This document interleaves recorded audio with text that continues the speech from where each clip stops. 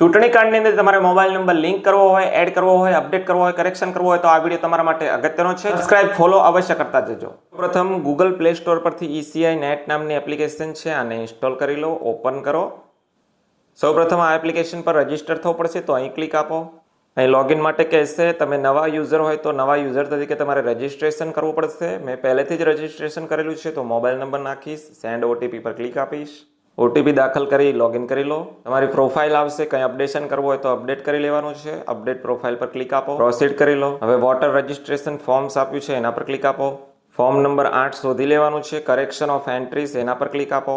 Late start option select કરી next આપી દો. ચૂંટણી કાર્ડ નંબર નાખો, સ્ટેટ પસંદ કરો, ફેચ ડિટેલ પર ક્લિક આપો.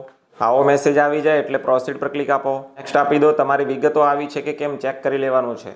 અહીં આધાર નંબર નાખો, મોબાઈલ નંબર નાખો, આટલી વિગતો ફરજિયાત છે. ત્યાર પછી નેક્સ્ટ આપો.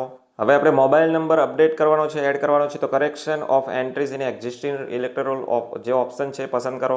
ત્યાર પછી નેક્સ્ટ આપો. હવે અહીંથી મોબાઈલ નંબરનું ચેકબોક્સ છે એ આપણે ખરું કરવાનું છે.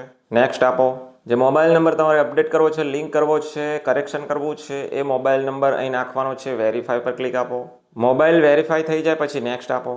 એપ્લિકેન્ટનું નામ આવી જશે, અહીં સ્થળનું નામ લખવાનું છે, ડન આપી દો. તમે ભરેલ ફોર્મનું પ્રિવ્યુ આવશે, નીચે સ્ક્રોલ કરી ઈ સાઇન એન્ડ સબમિટ પર ક્લિક આપો. આ રીતનું આવશે. આધાર નંબરથી આપણે વેરીફાઈ કરવું પડશે, મીન્સ કે એક પ્રકારનું ઈ સાઇન કરવી પડશે. તો આટલી વસ્તુ ધ્યાનમાં રાખવાની છે. આધાર નંબર નાખી, OTP નાખવાનો છે. OTP અહીં નાખી ચેકબોક્સ ખરું કરી અને પછી છેલ્લે સબમિટ આપવાનું છે.